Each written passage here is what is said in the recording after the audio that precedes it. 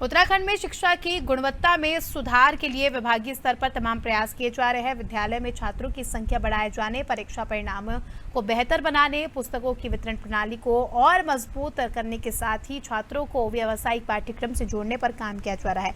इसके अलावा शिक्षा की गुणवत्ता की बेहतरी के लिए किस तरह नई पहल की जा रही है, इसको लेकर शिक्षा महानिदेशक बंसीधर तिवारी ने अनादि टीवी के संवाददाता सोनू सिंह से खास बातचीत की। आइए आपको सुनवाते हैं।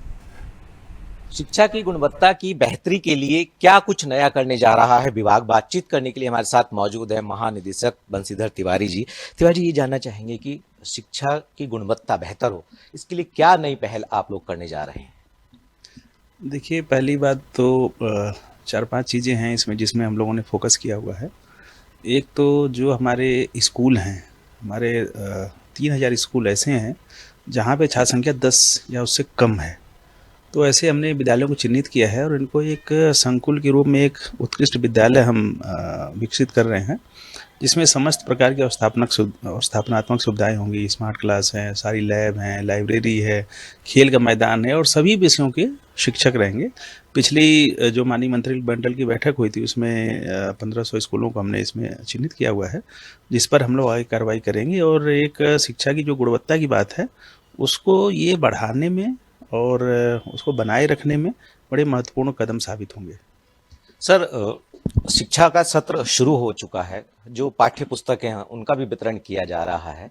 सिस्टम के तहत पारदर्शी तरीके से वितरित हो, आप लोग कैसे इस पर फोकस कर रहे हैं?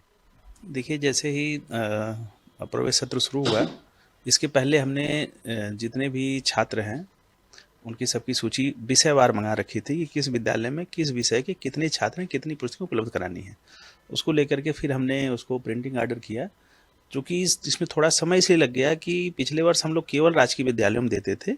इस वर्ष हमने जो राजकीय सहायता प्राप्त प्राइवेट जो गवर्नमेंट एडेड स्कूल्स जिनको बोलते हैं, उन बच्चों को भी हमने लाभान्वित किया है। तो उससे थोड़ा समय लग गया।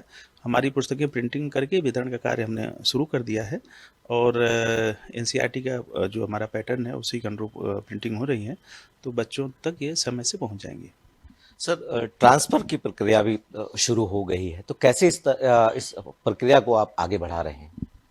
देखिए, उसमें आपने बड़ा अच्छा प्रश्न किया। जो ट्रांसफ़र एक्ट है उसमें हमने एक तो प्रस्ताव भेजा है कि जो पहले पॉलिसी थी ट्रांसफ़र एक्ट के पहले, और हरियाणा भी हम लोगों ने टीम भेजी थी, तो पूरी ट्रांसफ़र की जो प्रक्रिया है तो उसको ऑनलाइन कर रहे हैं। दूसरा, कुछ उसमें सुझाव भी लिए थे हमने जन सुनवाई के माध्यम से, और लगभग 4000 सुझाव हमारे पास आए थे। उसका हमने विश्लेषण किया। उसके आधार पर एक हमने नई स्थानांतरण नीति बना करके शासन के समक्ष प्रस्तुत किया हुआ है। तो जो कुछ कमियां स्थानांतरण को लेके आती हैं उसके माध्यम से हम लोग उसको दूर कर पाएंगे।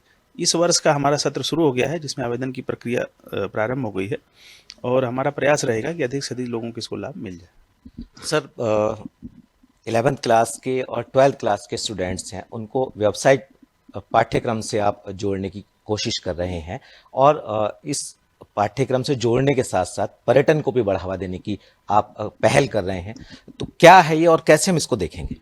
ये जो हमारी एनईपी भी कहती है कि बच्चों को वोकेशनल ट्रेनिंग दिया जाए, तो 200 हमारे विद्यालय ऐसे हैं जिसमें हम लोग वोकेशनल ट्रेनिंग दे रहे हैं, जिसमें 8 प्रकार के ट्रेड हैं। उसमें टूरिज्म और हॉस्पिटैलिटी भी है, ब्यूटी एंड वेलनेस भी है, एग्रीकल्चर भी है, प्लम्बिंग का भी है, इलेक्ट्रीशियंस का भी है।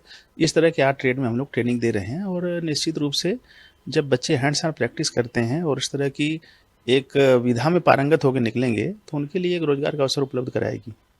बहुत बहुत शुक्रिया हमसे बातचीत करने के लिए। तो आपने सुना महानिदेशक बंसीधर तिवारी जी को, जिन्होंने बताया है कि आने वाले समय में शिक्षा की गुणवत्ता को किस तरह से बेहतर किया जाएगा। हम उम्मीद करते हैं कि इनके प्रयास निश्चित तौर पर सफल होंगे। अपने सहयोगी कैमरामैन विवेक के साथ सोनू सिंह, अनादि टीवी, देहरादून।